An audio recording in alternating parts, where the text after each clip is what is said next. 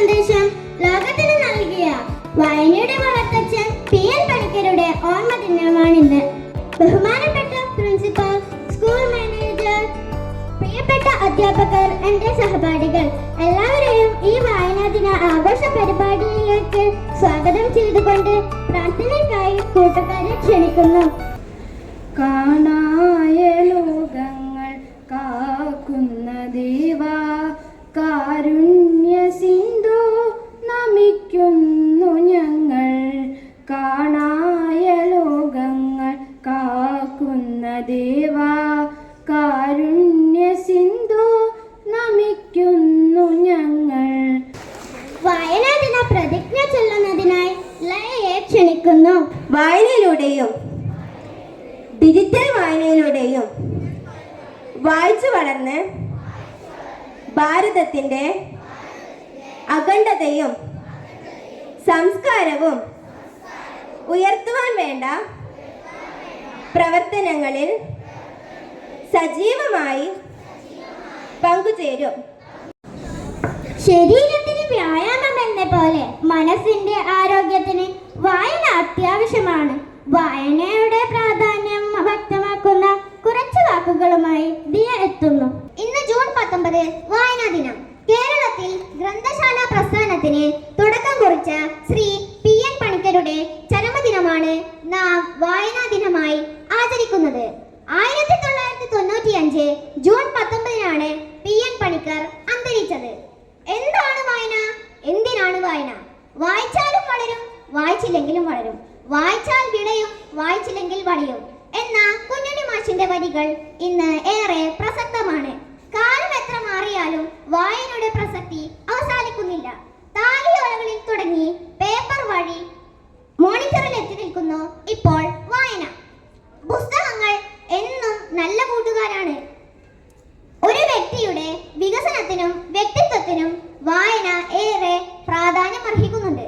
വായനയിലൂടെ അറിവും ആശയങ്ങളും ജനിക്കും. അറിവിനൊപ്പം ആനന്ദവും വായന നമുക്ക് സമ്മാനിക്കുന്നു. നമുക്കും വായിക്കാം, വായിച്ചു മുന്നേറാം.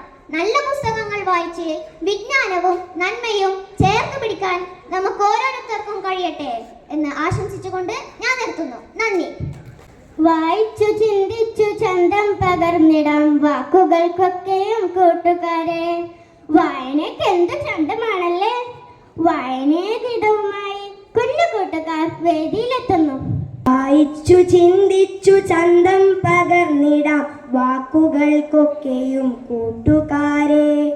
വായിച്ചു ചിന്തിച്ചു ചന്തം പകർന്നിടാം വാക്കുകൾക്കൊക്കെയും കൂട്ടുകാരെ. വാതായനങ്ങൾ തുറന്നിടാം ഇത്തിരി വാടാത്ത പുസ്തക പൂക്കളോടുത്തു നാം. വായനയെ ജീവവായി കണ്ട ഒരു പഴയ തലമുറ നമുക്കുണ്ടായിരുന്നു. വായന ഇല്ലാതാകുമ്പോൾ നമുക്ക് എന്തെല്ലാം നഷ്ടപ്പെടുന്നു. അത്തരമൊരു കാഴ്ചയിലേക്ക് നമുക്ക് പോയാലോ?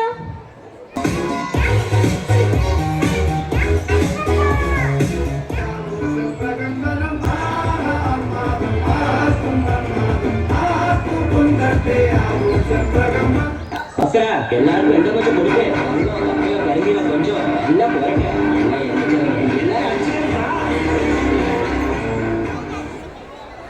എന്റെ കുട്ടിയെ, എനിക്ക് കുറച്ചു നേരം ഫോണൊന്ന് മാറ്റി വെച്ചൂടെ? എന്റെ മുത്തശ്ശ, ഞാൻ ഫോണിലൂടെ പഠിക്കുക. മുത്തശ്ശൻ എല്ലാം കാണുന്നുണ്ട്. എൻ്റെ ഈ പഠിത്തം പഠിക്കലാണ് പോലും. ഏത് സമയം ഫോണിൽ കളിയാണ്. അച്ഛൻ വിളിക്കട്ടെ, പറയുന്നുണ്ട് ഞാൻ. മുത്തശ്ശന് ഈ ഫോണിനെ കുറിച്ച് എന്തറിയാം? ഇതിലെല്ലാം ഉണ്ട്. ലോകം മുഴുവൻ നമുക്ക് കാണാം. മുത്തശ്ശൻ ഒന്നും അറിയില്ല, പക്ഷെ ഒന്നറിയാം, അധികമായാൽ അമൃതവും വിഷം. പഠനശേഷം ഒരു കവിതയോ കഥയോ ഒരു പുസ്തകമെടുത്ത് വായിക്കും. കണ്ണു കേടാവില്ല. അതിൻ്റെ സുഖമൊന്ന് വേറെയാ കുട്ടിയെ. ഈ മുത്തശ്ശനെ കൊണ്ട് തോറ്റു. നീ പുസ്തകങ്ങളൊന്ന് നോക്കിയേ. ഇത് ഇടയ്ക്കിടെ ഒന്ന് വായിക്കണം. ഞങ്ങൾ വായനയിലൂടെ നേടിയ സുഖം നിങ്ങളും ആസ്വദിക്കണം. മുത്തശ്ശൻ പോയി കുറച്ചു നേരം കിടക്ക്.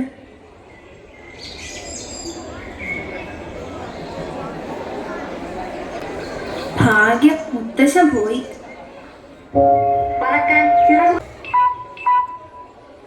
ഓ നാശം, ചാർജ് തീർന്നു. മുത്തശ്ശന്റെ പുസ്തകം. എൻ്റെ കുട്ടിക്കാലം, രവീന്ദ്രനാഥ ടാഗോർ. മുത്തശ്ശന്റെ കസേരയിൽ ഇരുന്ന് വായിക്കാം.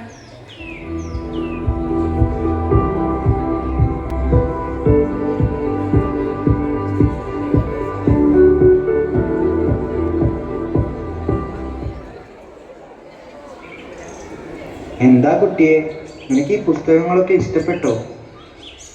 സൂപ്പർ, എനിക്ക് ഒരുപാട് ഇഷ്ടമായി മുത്തശ്ശ.